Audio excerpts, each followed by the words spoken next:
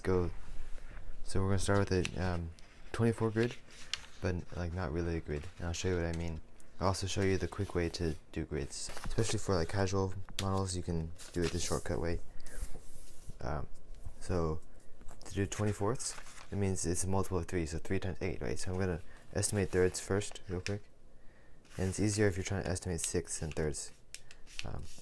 And that's, I'm just eyeballing it because I'm trying to go fast. And then, and this is probably pretty good. Yeah, not perfect, but pretty good. And it won't really make a difference that much. So,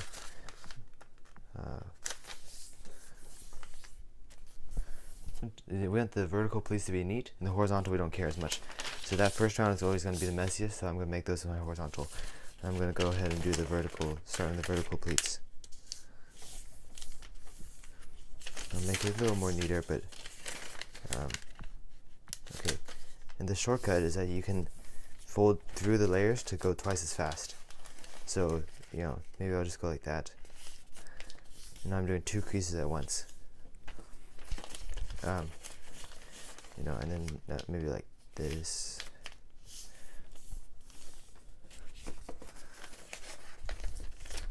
Alright, so that saved me some time.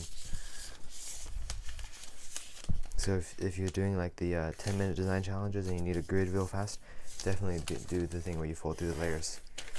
It will make things much easier. Actually. But just keep in mind that when you are folding through the layers, it makes things a little bit messier. So that's why when I get to the actual 24ths, I'm just going to do it normally. Not going to fold, no shortcuts on the last round.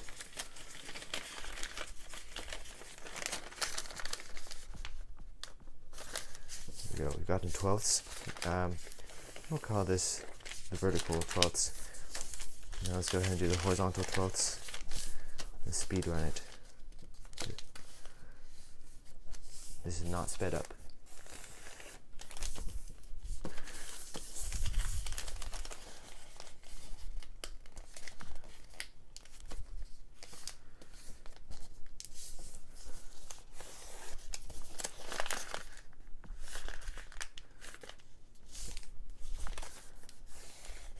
There we go. That's like 3 minutes for a pretty accurate 12 by 12 grid. Now I'm only going to do the for the 24 grid, I'm going to only do that on the vertical, and then on the horizontal I'll just leave it in 12ths.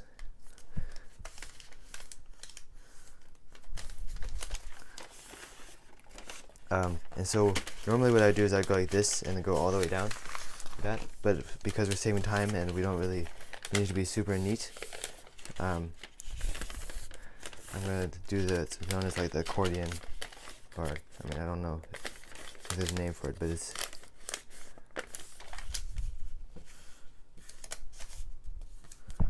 this is pretty fast.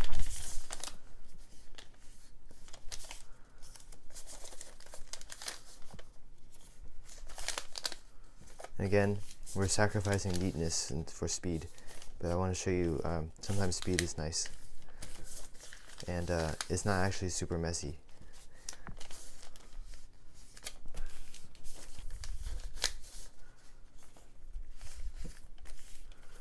Okay, that's pretty good. Now I'm going to go and sharpen them all at once.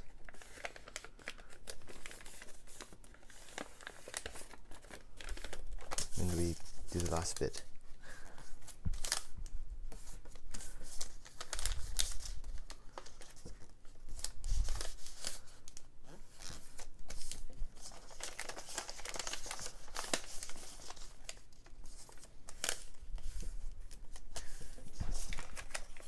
Oh, I forgot to mention, this is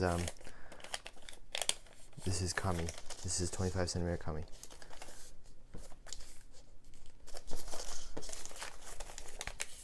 Okay. Alright, that's pretty good. And okay, so now let's find the halfway point, and we're going to do an Elias stretch, and it's 4 units. That.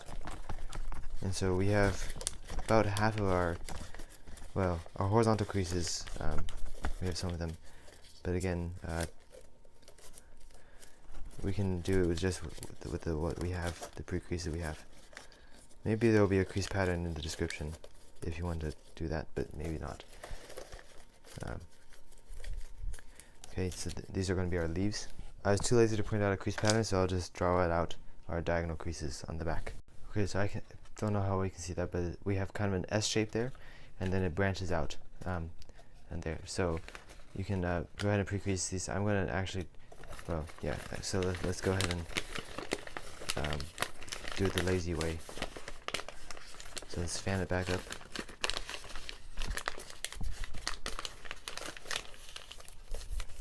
Okay, and so I'll just, without pre-creasing it, which again, so I'm just being lazy, you can definitely pre-crease it.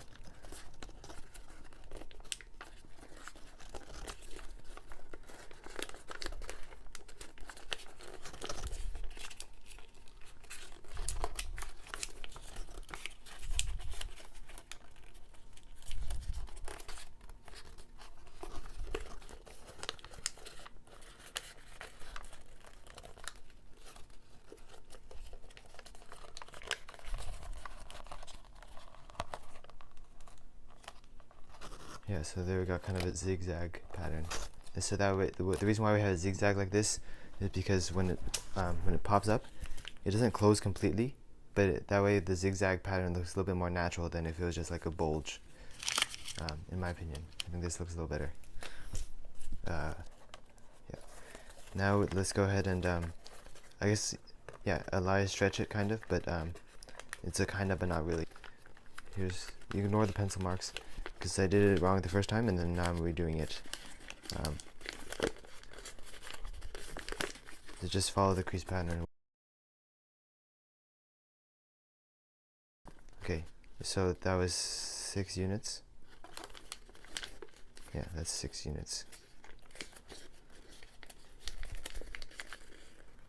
Okay, and then fold the unit back like that, and then 3 units in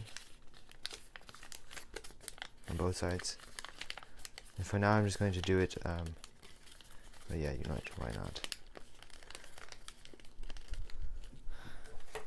It gets pretty thick. And then fold this thing back. Well, maybe later.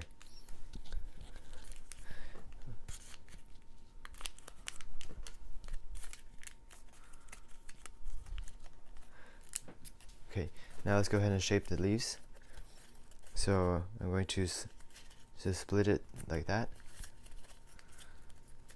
and then kind of squash it, and kind of bend it forward, kind of. And now I'm gonna make a slope of about -1/2. This is gonna be slope +1/2, or ish, maybe a little less than that. And then when they meet in the back, I'm going to interlock them. So I'll put one down, and then the next one, and then that makes it harder for them to come apart. And then same thing, all that over here. I'm going to start the squash a little bit higher up though.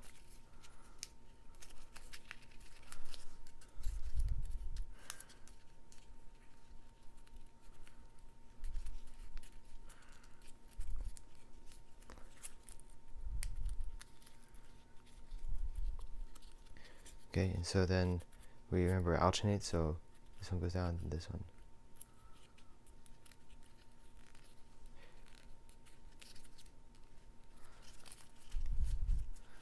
Okay, so that's, and then now we add the wrinkles. So what I'm gonna do is I'm gonna do all the mountains first.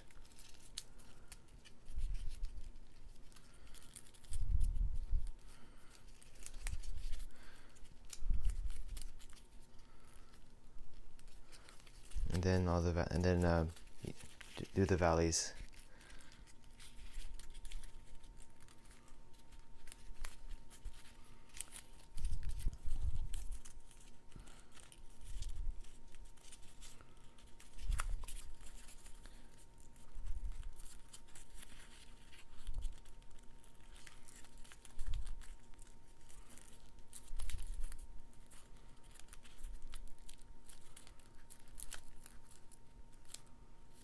Okay, and then maybe one more valley fold on the tip, or sorry, inside reverse fold.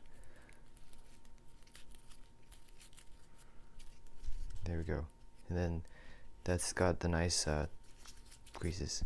Same thing over here. Everything we do over here too. But maybe not as much, not as many. We won't fit as many in because this leaf is a little smaller.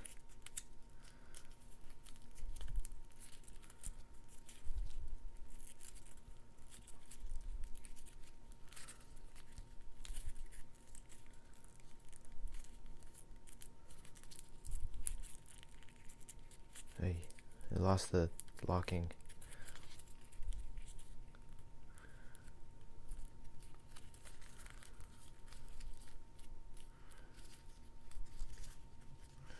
Okay, so now they're not symmetrical, and that's what we want because that's how plants are. That's basically it. So now we're ready to it's ready to grow up. So what you want to do when you're growing it is you want to hold it down on the sides with one hand and then pull with the other.